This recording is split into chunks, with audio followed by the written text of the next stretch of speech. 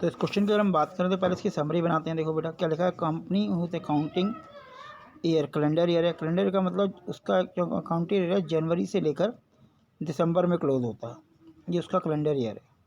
On 1 अप्रैल 2008 को 30 year की machine purchase की है।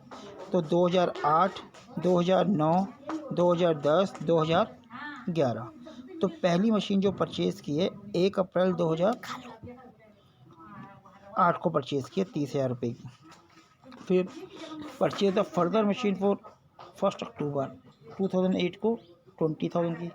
अक्टूबर P2 परचेज की है 20,000 1 अक्टूबर को।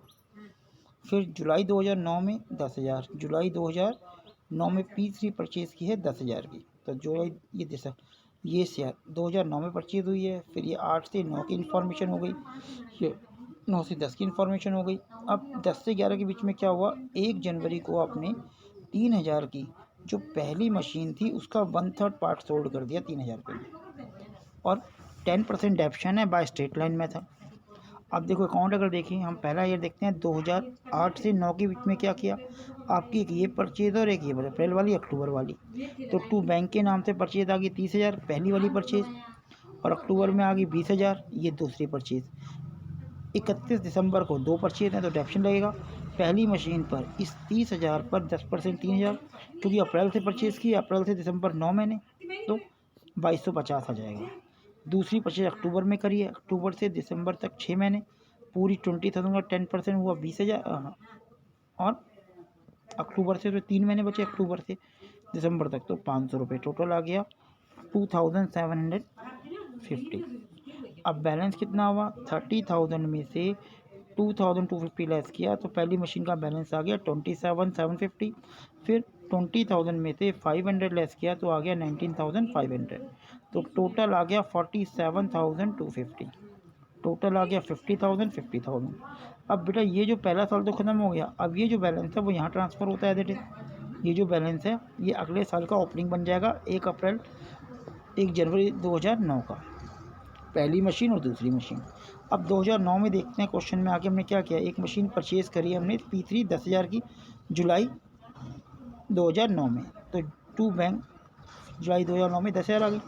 अब फिर 31 दिसंबर 2019 18 आएगा 9 आएगा, तो 31 दिसंबर को 3 मशीनें, पहली मशीन 3,000 रुपये की है, 30,000 की 3,000 डेप्शन, दूसरी 20,000 की वो इस साल यूज़ होगी 2,000, तीसरी 10,000 की 10% कितना हुआ 1,000, जुलाई से दिसंबर तक 500, टोटल आ गया 5,500। अब हम इसका बैलेंस करेंगे, बैलेंस कितना बचा, 27,750 में से 3,000 लेस किया 24,750। एक बार इस क्वेश्चन को देखो।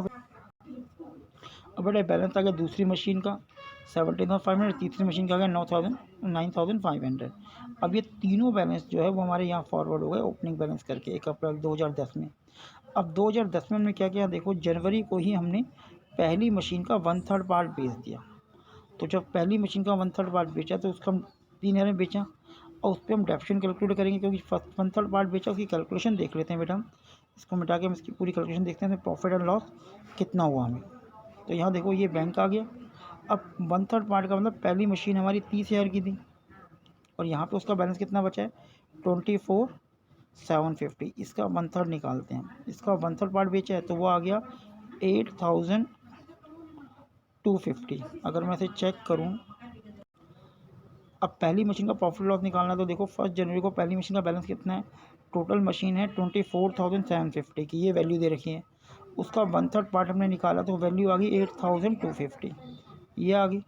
फिर इसको हमने बेचा कितने में, 3,000 में, तो 3,000 में बेचा, और 5,250 का क्या आ गया लॉस, तो स्टेटमेंट प्रॉफिट एंड लॉस के नाम से आ गया।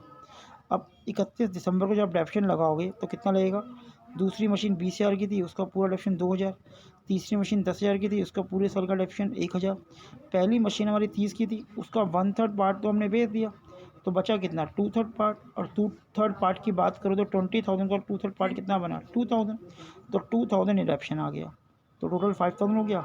अब बैलेंस निकालेंगे तो बैलेंस देखो 17,500 में से 2,000 लेस किया तो 15,500 आया, 9,500 में से 1,000 लेस किया तो 8,500।